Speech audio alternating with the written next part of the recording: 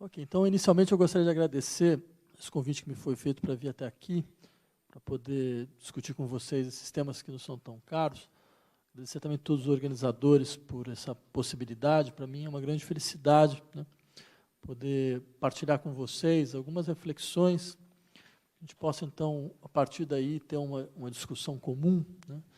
Acho que todos nós sabemos muito claramente como esse horizonte de problemas, tal como ele é apresentado no título, ele acaba por implicar de forma bastante evidente, né, uma reflexão sobre a situação brasileira atual, né. Eu queria, antes de entrar dentro dessa discussão, fazer uma espécie de contextualização, né, porque é explícito para todos como, não só no Brasil, mas a situação global, política global, ela exige um esforço redobrado de reflexão, porque ela demonstra tendências regressivas bastante explícitas, né? Seja aqui na América Latina, seja nos Estados Unidos, seja na Europa. Nós vemos a recrudescência de certos movimentos que até então pareciam um pouco distantes do horizonte da democracia liberal, né, e sob todas as formas do seu retorno, né. Bem, eu gostaria de, inicialmente, trazer algumas hipóteses para vocês, né. E a primeira delas, ela diz respeito ao seguinte: talvez eu pediria que a gente voltasse um pouco a 1973, né, em um país que não nos é vizinho, mas nos é próximo, né. Peraí, acho que agora aconteceu algum problema com o som. Porque ele está ressoando aqui. Não está Está um pouco. Tá. Obrigado. Um país que nos é próximo, embora não seja exatamente um vizinho, que é o Chile, né. 73 é o ano do golpe militar no Chile, que depois do governo do socialismo democrático de Salvador Allende, né, e colocou no poder Augusto Pinochet. Por que é interessante voltar a esse fato para nós agora, hoje? Porque foi lá o primeiro laboratório do que talvez nós estejamos vendo aqui em nosso país. O Chile de Pinochet, ele foi um dos dois eixos de implementação das políticas neoliberais no mundo, no final dos anos 70. A gente conheceu um eixo, o eixo anglo-saxão, né, que foi capitaneado principalmente pelos Estados Unidos de Ronald Reagan e o Reino Unido da Margaret Thatcher, né? Só que o verdadeiro eixo, eu diria, o eixo onde ficou muito claro o tipo de relação entre neoliberalismo e política que nós poderíamos imaginar, ele foi testado inicialmente aqui na América Latina, né?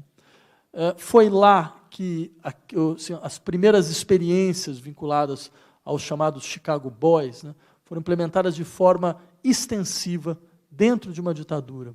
E é muito interessante puxar, por exemplo, algumas declarações que foram feitas à época por um dos ideólogos fundamentais dessa corrente, ou seja, o Friedrich Hayek, onde o Hayek afirmava, entre outras coisas, certo, que, na verdade, a única sociedade autoritária que a América Latina havia conhecido, isso ele fala em 1980, até então, não era o Chile do Pinochet, não era o Brasil dos militares, nem era a Argentina do Videla, né? Era exatamente o Chile do Allende. E é muito interessante porque ele fala, bem, de fato, nós somos todos contra ditaduras, mas eu prefiro uma ditadura liberal do que uma democracia iliberal, né? E esse é um dado muito interessante, porque qual que era a ideia por trás? Era a ideia de que seria possível, à sua maneira, fazer uma distinção entre democracia e liberdade. Só que qual é o conceito de liberdade que está por trás aqui? Se nós quisermos entender qual é esse conceito de liberdade, nós devemos voltar a um autor que não só Hayek, mas outros neoliberais admiravam, que era um jurista ligado ao fascismo alemão, ao nazismo alemão, que era Carl Schmitt. Carl Schmitt escreve um texto em 1933, onde ele defende a seguinte tese: a República de Weimar, né, ela tinha criado um Estado total. O que é um Estado total? É um Estado que intervém em todas as esferas do poder. Ele intervém por quê? Porque ele procura fazer mediações entre vários setores da vida social que estão em conflito. Esses setores todos procuram no Estado o seu agente mediador. Então isso obriga ao Estado a ser uma espécie de emulação dos conflitos da sociedade civil. Então ele à sua maneira, está por todos os poros, tentando, de uma certa forma, estabelecer processos de negociação entre setores descontentes da sociedade civil. O que diz o Carl Schmitt? Isso é um Estado total, porque ele está por todas as partes.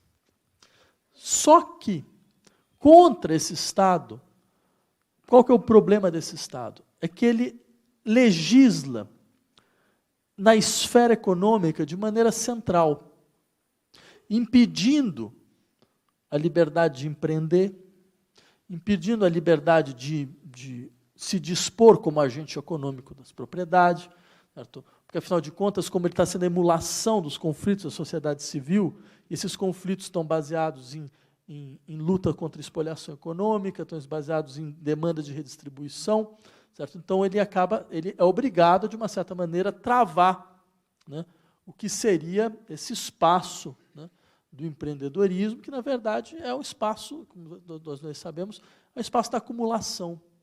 Porque o empreendedorismo é alguma coisa que se diz apenas para alguns, né? Nem todo mundo pode empreender, né? Só empreende quem tem capital, só empreende quem tem condição, afinal de contas, de suportar e sustentar certas situações que são situações concorrenciais de maneira muito explícita. Eu lembraria disso, é tão explícito, porque é necessário sempre a gente lembrar, existe um núcleo feudal no interior do capitalismo. O capitalismo nunca conseguiu se livrar, certo, de traços fundamentais do feudalismo. Um exemplo, entre milhões de outros, eu lembraria a vocês de um estudo que saiu em 2015, se eu não me engano, no Banco da Itália, né, Guglielmo Baroni e Saulo Mossetti, 2 economistas italianos. Fizeram um estudo que consistia basicamente no seguinte: eles pegaram as declarações de imposto de renda em Florença, de 1427 até 2011. 1427. Ou seja, antes do Cabral vir para cá, né, com toda a catástrofe que isso representa, ou seja, 1427 até 2011. O que ele descobriu? Através do imposto de renda, você sabe, então, a renda, né, das famílias de Florença, ele descobriu, são as mesmas famílias que se preservaram como elite de Florença. Em mais de 600 anos, praticamente, né? Quase 600 anos. Né? Então, isso deve ser por mérito, com certeza. Né? Vocês imaginam, são famílias muito meritórias, que tiveram grandes intelectuais, grandes empreendedores, empresários, pessoas formidáveis, vocês devem todos conhecê-los. Né? Então, isso indica o quê? Há um traço feudal, radical, no interior do capitalismo, que ele quebra todo e qualquer discurso sobre uma espécie de generalização democrática da possibilidade de empreender. Né?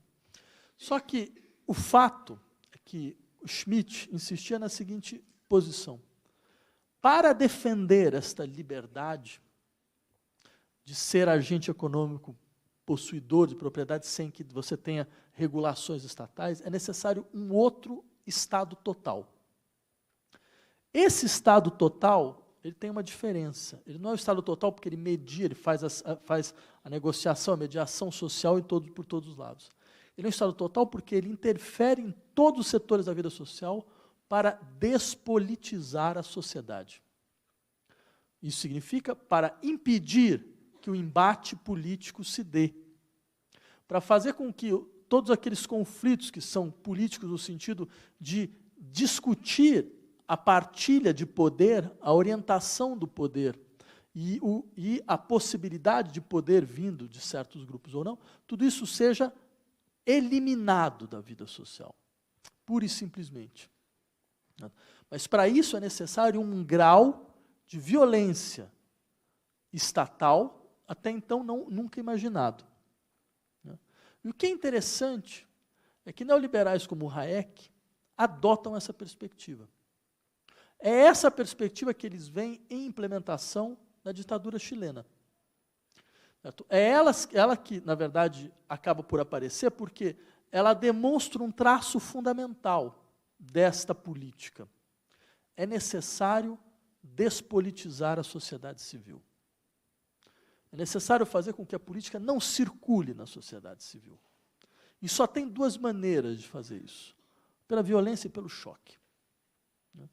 Ou a violência explícita de um Estado ditatorial, e é sempre bom lembrar que entre o Estado democrático e o Estado ditatorial existe um mundo de gradações. Não são só essas as duas possibilidades de descrição, afinal de contas, do que é a vida social. Né? Então, há toda uma gradação de democracias racionadas, democracias deterioradas, democracias deturpadas, que nós conhecemos. Nós poderemos inflexionar essa gramática, no caso nacional, de maneira extensiva, né, até o final da noite. Né? Bem, só que o fato interessante do interior desse embate é que você tem esta maneira de criar então, uma situação de ditadura ou de autoritarismo explícito, ou você tem a dinâmica do choque, que é botar a sociedade em choque. O choque está normalmente vinculado, nesse caso, a crises permanentes. Né?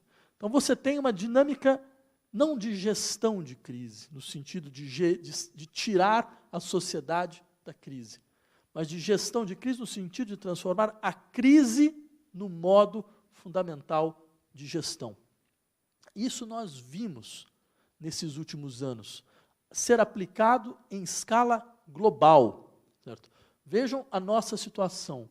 Nós estamos tecnicamente em crise mundial há 11 anos, sem nenhum horizonte de superação.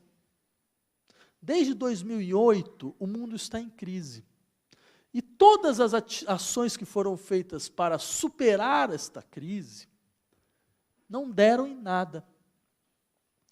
Por quê? Porque talvez esta crise não é superável. Ela não apareceu para ser superada. Ela é o novo modo de gestão social. Porque em crise, as sociedades elas não têm mais nenhuma garantia institucional, não têm nenhuma garantia de preservação de direitos, porque em crise, todo tipo de desmonte, todo tipo de rearranjo, todo tipo de violência é possível, porque, afinal de contas, nós estamos numa situação liminar, nós estamos numa situação em crise. Certo? Veja, nós estamos não só numa situação de crise econômica permanente, mas também, desde 2001, nós sabemos que nós estamos numa situação, do ponto de vista securitário, de guerra permanente. Né?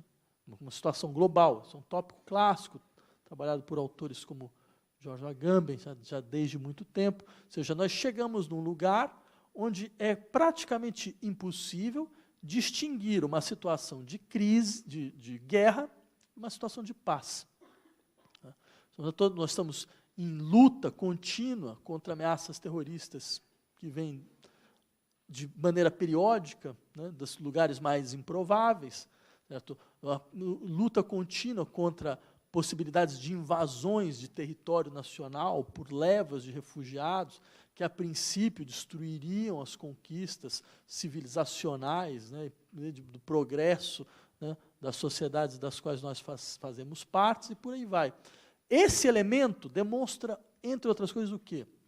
Quando não há uma situação ditatorial explícita, quando não há uma explicitação de um núcleo de violência do Estado, uma crise perpétua resolve o problema. Lembrem um país como a Itália, por exemplo, que há anos atrás viu primeiros ministros serem praticamente impostos por programas econômicos, pessoas que não tinham nenhuma relação com o mundo político. Né? Mas por quê? Porque a situação estava ingovernável, em crise. Só que aí vem uma questão interessante. Porque é claro que no interior desse horizonte, algo acontece. Porque nós não estamos falando com populações de bovinos, né, que vem, sabe, indo todo mundo para o matadouro, certo? Como se fosse, de fato, um processo natural, como cair das folhas nas árvores no outono. Entendeu? Quer dizer, existe um dado fundamental, que são as populações, elas entram em processo de resistência. E aí vem uma questão interessante, né? Porque nós vamos ter, então, mais uma vez, dois modelos de absorção desta revolta. Da revolta contra o quê? Da revolta contra uma situação de aprofundamento da espoliação, de perdas de garantias contra a precarização, de maneira cada vez mais generalizada, como se fosse inevitável, de desmonte de políticas públicas, como se fosse realmente, e é muito interessante o tipo de retórica que aparece nesses momentos, né? Porque normalmente, não sei se vocês perceberam, é uma retórica da infantilização, né? Quem é contra estas políticas de austeridade? Vocês já pararam para pensar como que se escolhe de maneira precisa os termos? Austeridade.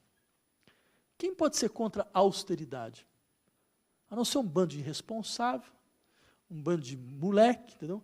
Um bando de pessoas que não têm a capacidade de crescer, né? E aceitar que é necessário restrições, que é necessário saber se controlar, que é necessário lidar com o princípio de realidade, certo? Que é necessário, então, parar de fantasiar, que tem a onipotência do Estado, que vai ajudar em tudo, que vai proteger tudo e todos, e blá, blá, blá, blá, blá. Ou seja, em última instância, só crianças podem se contrapor, né, a essa ideia de austeridade. Porque até imoral se contrapor, porque a austeridade, você percebe, não é uma categoria econômica, é uma categoria moral, né?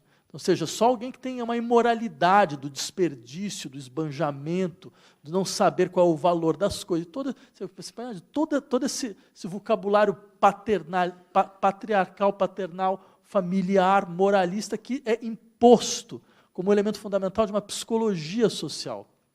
Agora, e é claro, como vocês rapidamente a gente pode perceber, como tudo isso é completamente farsesco, né?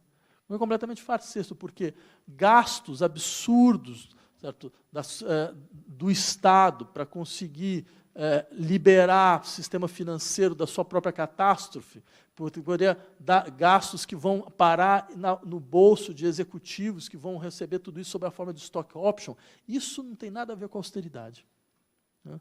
Então, a austeridade é algo que se pede para a população pobre, certo? Enquanto você preserva a população mais rica. Essa sempre foi a maneira de declinação desse vocabulário, né? Então, é claro, dentro desse horizonte, né, onde esse é o tipo de imposição, que é muito interessante, as sociedades, austeridade significa, entre outras coisas, o seguinte: não há o que discutir. Não? E dentro de uma sociedade que diz que há liberdade de escolhas, ela lembra vocês, não há escolha, não há outro caminho, não há outra alternativa. Por quê? Porque não se discute outra alternativa, porque não se discute outro caminho, porque não se discute quais são as verdadeiras prioridades, certo? Afinal de contas, para quem recebe a rentabilização das dívidas públicas do Estado? Eu poderia dar 1 milhão de exemplos de como essas coisas realmente funcionam. Nós estamos falando de austeridade, então por que não começar pensando, afinal de contas, coisas da seguinte maneira, né? Eu lembraria a vocês, um dos artigos que eu escrevi, que teve mais confusão, foi um artigo onde uma amiga tinha dito para mim o seguinte, que é uma auditora fiscal. Falou: Vladimir, você quer entender o que é o Brasil? Deixa eu explicar uma coisa. Digamos que você tem um carro. Todo mundo que tem carro sabe que você tem que pagar um IPVA. Agora, digamos que você cansou do seu carro, entendeu? Fala: não, eu vou comprar um helicóptero, muito mais prático, muito mais tranquilo, tal, né? Vendo meu carro, compro um helicóptero. Ou digamos que você tem uma moto, que também paga o IPVA, né? Só que você fala: não, cansei desse negócio de moto, é muito perigoso, né? Acho que se eu tiver um iate, é mais interessante, né? Então, você comprou um helicóptero, você comprou um iate, você comprou um jato particular. Você deixou de pagar IPVA. Não existe IPVA para iate, nem para jato, nem para helicóptero. Por quê? Porque não existe. Porque se você tentar fazer uma explicação racional, elas vão ser, não, porque esse imposto vem do antigo imposto de circulação viária, então, afinal de contas, o avião passa no ar, não está lá no céu. Essas explicações são fantásticas. Né? Só que eu fiz a conta, não eu sozinho, eu pedi uma ajuda para o pessoal do Sindifisco. Vocês podiam fazer uma conta para mim? Quanto é que o Brasil perde nessa brincadeira? Porque é uma brincadeira, entendeu? Quer dizer, as pessoas que têm maior possibilidade de contribuição fiscal, né? Ninguém ia sentir, o sujeito que tem um iate não ia sentir nada, vai pagar, não pagam. Fizeram a conta, 5 bilhões. O orçamento da Universidade de São Paulo, 100 mil alunos, né? Estudando absolutamente de graça, né? 4 bilhões por ano. Então, seja só com essa brincadeira, você poderia, por exemplo, fornecer à população brasileira mais uma universidade com 100 mil vagas, certo? Uma universidade de qualidade, certo? Totalmente de graça. Isso é austeridade. Não? É isso que normalmente se chama de austeridade por essas bandas. Então, vejam que interessante. Para defender esse tipo de política, que, no fundo, é uma política de fortalecimento de processos de acumulação primitiva e de concentração de renda, de duas uma, ou você utiliza a dinâmica da crise permanente, ou você vai precisar fazer apelo àquilo que a gente poderia chamar do aparelho necropolítico do Estado. Por que necropolítico nesse contexto? O que significa isso? Né? Uma discussão que vem... Ela tem duas matrizes. Né? Quer dizer, tem um leitor da filosofia francesa, Foucault, principalmente, Quilimbaime, e você tem também, na Itália, Roberto Espósito, que vai falar sobre tanatopolítica. Né? Mas qual uma ideia central aqui? E aí vem uma discussão importante para nós. Se um eixo fundamental da política é a administração da vida e das formas de vida, o outro eixo é a administração da morte, das formas de desaparecimento e das formas de extermínio. E esse eixo é muito mais visível nos ditos países periféricos, que passaram, entre outras coisas, por experiências coloniais profundas. Porque o sistema é o sistema colônia-metrópole. Se você quer explicar o que é o sistema, sei lá, nos países centrais, o que é o funcionamento biopolítico nos países centrais, que é de onde vem toda essa discussão, é impossível não ver como esses países centrais, eles não são países isolados, eles eram países dentro de sistemas, dentro do sistema colônia-metrópole. Né? Mesmo Inglaterra, que garante os direitos civis para seus nacionais, certo? É aquela que inventa campos de concentração, porque foi uma invenção inglesa na Guerra dos Boers, né? na África do Sul, certo? Onde foi a primeira vez que teve uma população que foi objeto de extermínio, que eram os Boers, que tiveram 20, 30 mil pessoas que morreram em campos de concentração. Então, esse sistema ele é fundamental. Até porque a ideia do estado de bem-estar social era uma ideia pros nacionais. Certo? Uma ideia vinculada ao Estado-nação. Por isso que vai explodir depois, quando você começa a ter levas de imigrantes. Né? Agora, qual que é a questão central aqui? É que esse tipo de política, ele tem países como o Brasil, um dos seus celeiros fundamentais. Certo? Se tem alguma coisa nesse país que não mudou uma linha, uma iota, né? É a estrutura necropolítica do seu Estado. Nada, da ditadura militar brasileira à nova república, nada foi desmontado. A gente está falando em políticas públicas, quer dizer, o que você tem na nova república, as ditas chamadas políticas de direitos humanos, são políticas de gerenciamento do Estado necropolítico, não são políticas de combate a esse Estado. São políticas na qual tudo se passa como se o nível de desaparecimento, de extermínio, de morte, pode ir até aqui. Se passa daqui, aí você tem as políticas de direitos humanos que de uma certa maneira, controlam isso. Né? Só que aí vem a questão, o nível no Brasil sempre foi alto, por quê? Porque o principal aparelho necropolítico nacional foi o latifúndio escravagista, que é o eixo do funcionamento político-econômico nacional desde sempre, mesmo depois da estrutura colonial do país. Ele permaneceu. O que é o latifúndio escravagista?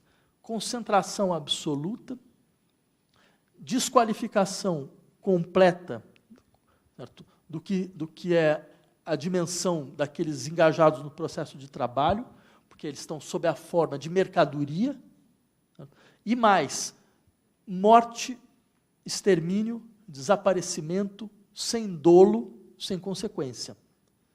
A morte de um escravo é apenas a perda de um ativo, não mais do que isso. Como era a perda de um ativo, a morte de trabalhadores em construção civil, a morte de trabalhadores nos seus sistemas agrários, os mais obscuros desse país. Então, o que acontece nesse caso? Nós podemos aparecer hoje como um setor fundamental de uma guinada proto-fascista da política mundial, e nós somos vistos no mundo inteiro, hoje, como um exemplo mais bem acabado desta guinada, junto com próceres de grande altivez moral, né, como o senhor Rodrigo Duterte, das Filipinas, né, como Erdogan, na Turquia, como Orbán, que agora é amigo da nação, né, da Hungria, são figuras fundamentais assim, do horizonte, sabe, da razão moderna, para entender. Né? Então, nós vamos... Isso por que o Brasil entra na frente desse processo? Primeiro, porque ele preservou, de maneira intocável, o seu núcleo fundamental de uma necropolítica que, a partir de 64, se transforma numa necroditadura. Todas essas lógicas de milícia, por exemplo, que perpassam o país até chegar no seu setor mais elevado de poder, no Palácio do Planalto, nasceu aonde? Nasceu nos esquadrões da morte, que operavam, né, nas periferias das grandes cidades do Brasil, na ditadura militar. Né? Os torturadores, que o senhor Bolsonaro louva como heróis nacionais, né, o senhor Ustra, e por muito pouco não Fleury, certo? O Sérgio Fleury ele vem da onde? Ele vem da organização dos esquadrões da morte. Certo? Por que o Brasil ele chega nesse ponto? Porque, além dele ter preservado esse núcleo, ele foi o único país na América Latina incapaz, completamente incapaz, de lidar com o seu passado recente ditatorial. É o único onde nenhum torturador está hoje na cadeia. Nesse exato momento, na Argentina, 1000 torturadores estão na cadeia. 1000. No Brasil não há um. Resultado, segundo estudos de uma socióloga norte-americana chamada Catherine Sickins, o Brasil é o único país na América Latina onde os casos de tortura aumentaram em relação aos casos de tortura na ditadura militar. Ou seja, tortura-se mais hoje do que na ditadura militar. O que não é de estranhar nem um pouco. Afinal de contas, nada foi desmontado.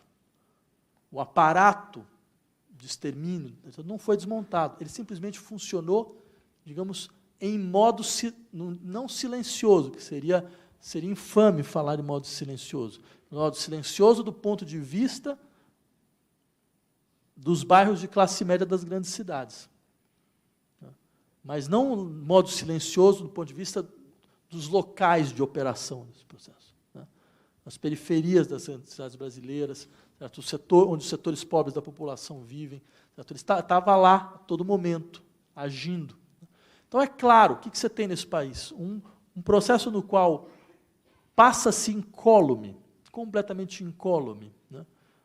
Não só esse horizonte de uma política ditatorial recente, com todos os seus operadores, né? Porque é sempre bom lembrar, a ditadura brasileira não foi uma ditadura militar, foi uma ditadura empresarial militar.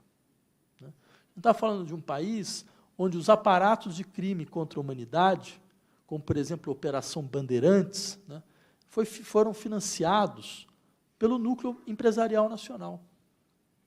O núcleo empresarial nacional significa, os nomes nós sabemos quem eram, Camargo Correia, Bradesco, Ultragaz, Fiesp, todos colaboraram, né, de maneira orgânica para que essa dinâmica continuasse, não só para acertar contas com os inimigos do regime, mas também para dar ao regime militar capacidade de operação que poderia, de uma certa forma, alimentar, certo, os cães, as pessoas que estavam envolvidas dentro desse aparato. Porque, é claro, o torturador vira também aquele sujeito que vai extorquir a padaria do lado, o comércio do lado, que vai vender proteção contra ele mesmo. Ou seja, é o miliciano, não é nem o futuro, porque ao mesmo momento ele faz. Então, ou seja, isso não é alguma coisa que está à margem do Estado. Este é o Estado. Este é o Estado brasileiro. O Estado brasileiro é isto. Esses são elementos fundamentais do Estado, porque a ligação é completa, entendeu? É a milícia aqui, do lado, e o deputado aqui do outro lado. É o Congresso e a extorsão. Este é o aparato, né? E um processo que é claro, qual que é o elemento fundamental desse processo? É fazer com que a sociedade esteja a todo momento paralisada pelo medo da morte violenta. Né? Por exemplo, é sempre bom lembrar isso. A gente ouve muitas vezes, bem, o país está nessa situação tal, e parece que as pessoas não se revoltam, né? Parece que não tem revolta popular. Lembrem de uma coisa, a gente está falando de um país onde, quando você vai fazer manifestação, dependendo do que você vai manifestar, você leva tiro. Você leva tiro de verdade. A última greve geral que aconteceu nesse país, certo? Em Brasília, você teve policiais atirando. E alguém foi responsabilizado? Houve alguém preso? Teve algum tipo de debate, discussão? Não. Então, ou seja, você sabe muito bem que você está diante de uma estrutura de violência estatal que não tem medida comum nem entre outros países, que também, à sua maneira, utilizam esse tipo de processo, nem entre outros. Quer dizer, o caso brasileiro é um caso limite. É que a gente naturaliza esse limite como se fosse alguma coisa absolutamente simples de ser vivenciada. Certo? Mas o grau de fragilidade, né, de setores da população diante do poder do Estado é enorme. Né? Então, tudo isso demonstra, entre outras coisas, o quê? Nós estamos diante de um horizonte onde você mobiliza todos esses elementos fundamentais que seriam ligados a uma dinâmica de violência do Estado e do fascismo para fazer com que os desmontes, não só das políticas públicas, mas a possibilidade toda de que você tenha um outro tipo de Estado, que é um emulador dos conflitos da sociedade civil, desapareça por completo. Então, aqui é muito claro, o horizonte é a despolitização, mas não é uma despolitização que se dá simplesmente sobre a forma, digamos assim, das intervenções gerenciais do Estado.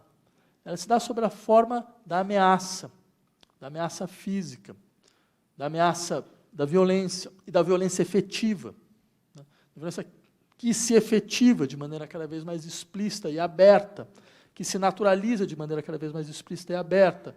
O sistema legal, que é o sistema legal farsesco, de farsa completa, certo? Que é atravessado como um queijo suíço por todos os tipos de interesses que vocês possam imaginar, certo? Que cria, dentro desse cinismo bacharelesco que é próprio da sociedade brasileira, certo? Você consiga, então, tentar fazer passar incólume todos os absurdos fundamentais. Por exemplo, é óbvio, mesmo do ponto... Eu não sou um liberal, mas mesmo do ponto de vista de um liberal,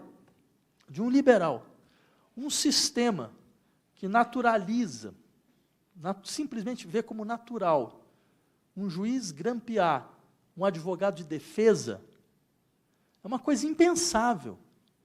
Eu estou falando assim, não numa perspectiva política revolucionária de esquerda radical, trotskista, não, mas dentro de um princípio liberal elementar, porque o princípio elementar vai dizer que o indivíduo tem possibilidade de defesa contra o Estado. Isso significa, entre outras coisas, que dentro de uma situação jurídica, então o advogado de defesa é a última instância de segurança daquele que está sendo inquirido pelo Estado. Se o advogado de defesa também está sendo inquirido pelo Estado, então o Estado tem que chegar ao indivíduo e falar, veja, é o seguinte, você precisa achar um outro advogado de defesa, porque esse também está sendo inquirido, eu não tenho condição de te dar as garantias legais. Certo? Se você percebe, uma situação onde você não tem nem isso, você não tem mais absolutamente nada. Absolutamente nada. Então, ou seja, isso explicita de uma forma assim, muito clara, né, o grau de decomposição, certo? De uma sociedade que ela transforma mesmo a democracia liberal em aparência, que já é uma aparência, que já é um jogo de aparência, ela transforma é um simulacro, é a aparência da aparência, entendeu? É a aparência 2 graus do real. Né? Mas isso significa o quê? Entre outras coisas, qualquer tipo de reflexão sobre o país, hoje, devia começar da seguinte constatação. Nós fracassamos em tentar realizar uma democracia nesse país. Nós não conseguimos. E a primeira questão é saber por que nós não conseguimos. Nós quisemos acreditar, durante 3 décadas, que o Brasil ia progressivamente em direção a uma institucionalidade democrática, a uma ampliação da sua vida institucional. Ele girava em falso, em torno dos mesmos problemas, incapaz de superar as mesmas dificuldades, até que isso explodiu. E ele se decompôs, de maneira mais aberta e mais explícita. Então, a primeira questão é, como foi possível tanto um auto-engano? Como nós conseguimos nos enganar por tanto tempo? Veja, eu lembro, há 4, 5 anos atrás, né, em discussões sobre questões parecidas, né, discutir, olha, nossa situação é uma situação extremamente precária e problemática. E vários outros colegas, né, dizendo, não, dentro dos BRICS, o Brasil é a única democracia sólida. Eu posso mostrar, provar, né, como isso foi dito por pessoas que não são nécias. Né, ou seja, dentro dos BRICS, o Brasil é a única democracia realmente sólida. Em 4 anos, como dizia o velho Marx, tudo que era sólido se desmanchou no ar. Como é que foi possível? Não é possível. Ou o conceito de solidez deve ser metafisicamente repensado, certo? Porque, afinal de contas, a distinção metafísica entre o ser e o nada, ele deve ser também suspendido para que o sólido possa, então, compor-se com o nada, né? O que nos faz perguntar, afinal de contas, quanto vale, então, permanecer com a ideia de sólido, certo? Ou uma recomposição metafísica geral, ou, de fato, alguém não estava entendendo nada dentro desse processo. Ninguém estava enxergando absolutamente nada. E como foi possível não enxergar?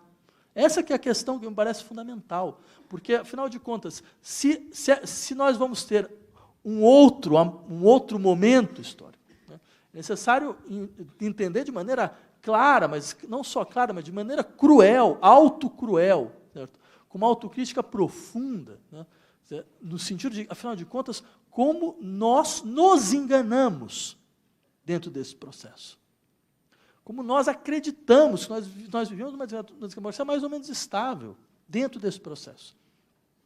E aí vem, eu diria, 2 elementos centrais. Eu não sei quanto tempo tem. É? Tá. Então tá. Acho que tem dois elementos que eu gostaria de insistir com vocês. Tá. 10 minutos? Tá. Que o primeiro deles é o seguinte. Nós gostamos de acreditar, nós procuramos acreditar que o Brasil tinha conseguido instaurar um processo de transição democrática, certo? Conciliatória, sem nenhuma necessidade de um conflito fundamental, que, de uma maneira ou de outra, colocasse em questão vários atores que estavam, então, circulando no interior da vida social, vários atores políticos que estavam, então, circulando no interior da vida social brasileira. Nós queremos acreditar que o Brasil era capaz de fazer grandes conciliações. E todas essas nossas décadas, essas nossas 3 últimas décadas, foram décadas de conciliação estruturante. Essa conciliação fez com que tudo parecia com que o horizonte político, o horizonte de conquista do centro, nada mais do que isso. O horizonte no qual governar era compor, por um lado, com antigos atores da ditadura militar, que todos eles estiveram presentes dentro dos núcleos da Nova República. O grande negociador do governo Fernando Henrique era Antônio Carlos Magalhães. Veja o governo Lula e a sua relação com o senhor José Sarney, certo? Com outros próceres da ditadura, com o Antônio Delfim Neto, conselheiro econômico do governo de esquerda. Antônio Delfim Neto. O mesmo sujeito que no famoso jantar, certo? Na casa de Higienópolis, onde se passou, então, um chapéu para contribuir, todos os empresários foram contribuir para a criação da Organização Bandeirantes, que é essa que vai torturar, matar, estuprar, esconder cadáveres, né, daqueles que o regime acha que merecem esse destino. Quem segurou o Pires, literalmente, e fez assim, foi o senhor Antônio Delfim Neto, conselheiro econômico, né, dos governos de esquerda no Brasil. Então, isso diz alguma coisa, não é possível. Isso deve dizer alguma coisa. Entre outras, que este modelo foi catastrófico para o país. Esse modelo de conciliação foi catastrófico, mas ainda tem um problema ainda maior, suplementar, porque esse modelo não veio do nada. Porque esse modelo é, eu diria, em última instância, o modelo orgânico da sociedade brasileira. Quando a sociedade brasileira funciona, ela funciona sob esse modelo, que demonstra até onde ela pode funcionar. Porque, no final das contas, nós temos um país que tem uma polaridade. De um lado, o governo das oligarquias, que volta agora, né, com o seu desinteresse absoluto pela sorte da maioria da população. A questão fundamental é como ela consegue preservar seus processos de concentração, mesmo que o país fique absolutamente ingovernável. Certo? Agora, do outro lado, o que se tem? Aí eu insistiria, o Brasil só conheceu uma coisa, os arranjos populistas. Populista no sentido, não o que a gente aprende lá no Departamento de Sociologia da USP, né, que é esse caráter muito pejorativo, eu diria que é o resquício do antivarguismo, né, da elite paulistana, mas, sei lá, no modelo do Laclau, né, esse modelo de criação de hegemonia, onde várias demandas contraditórias são agenciadas a partir da sua relação a um significante central, certo? Que vai fazer com que você tenha essas grandes coalizões de governo. Da mesma maneira como o peronismo, você podia ter trotskista peronista e extrema-direita peronista, né? No Brasil, você tem esses modelos conciliatórios, onde, por exemplo, lembra o que era o governo Dilma Rousseff?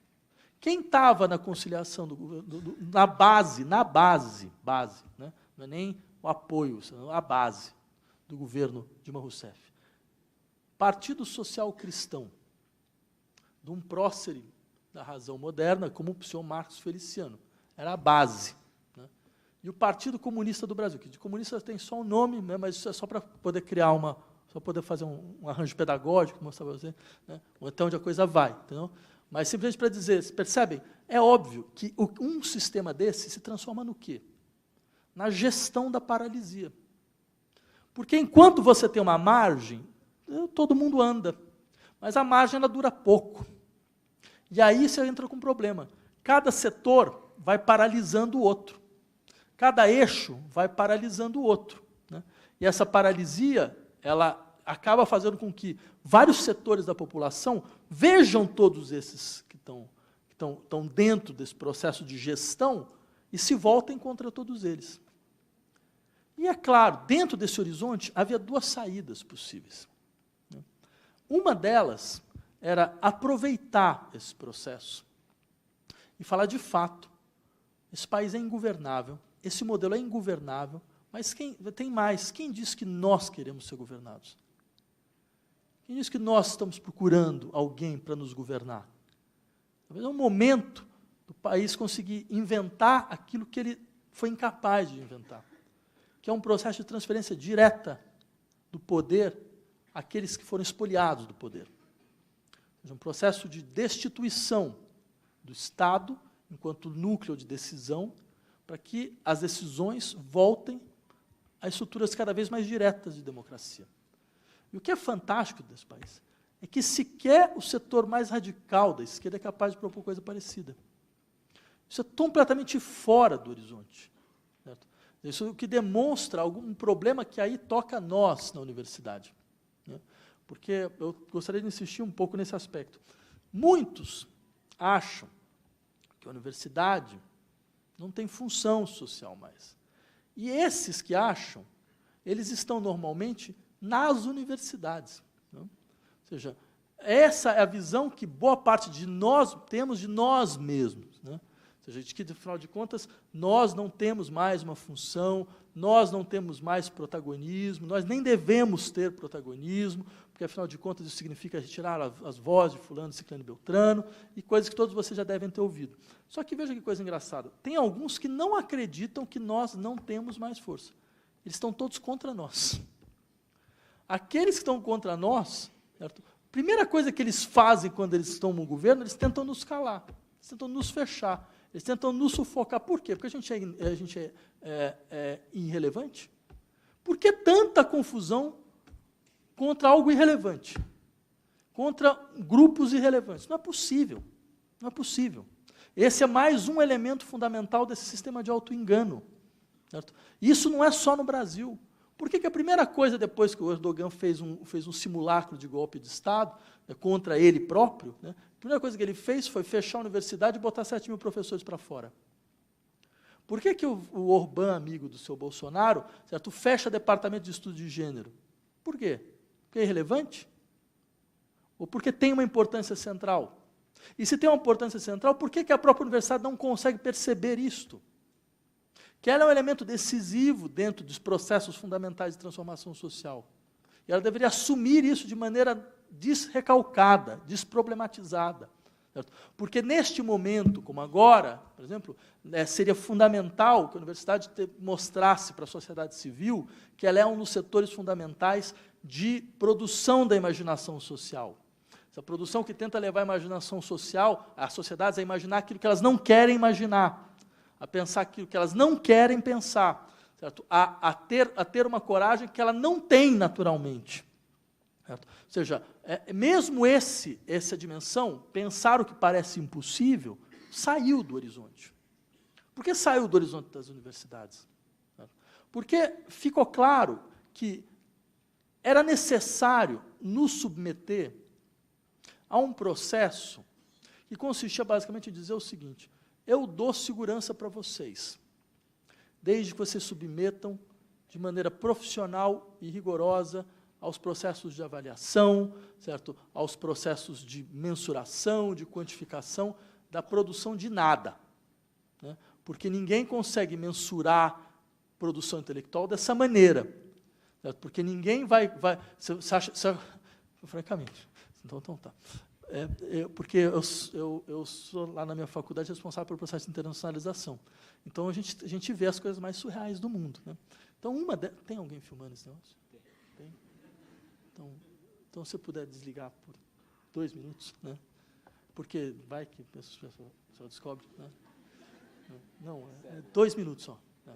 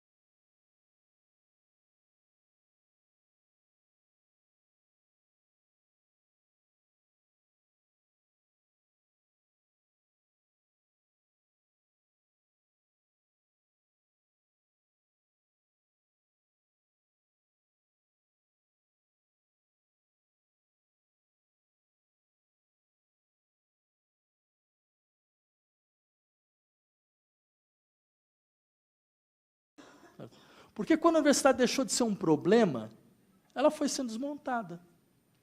Quando ela era um problema, quando a classe intelectual era um problema, ela precisava existir. Porque era o jogo de negociação que o Estado fazia para tentar controlar. Entendeu?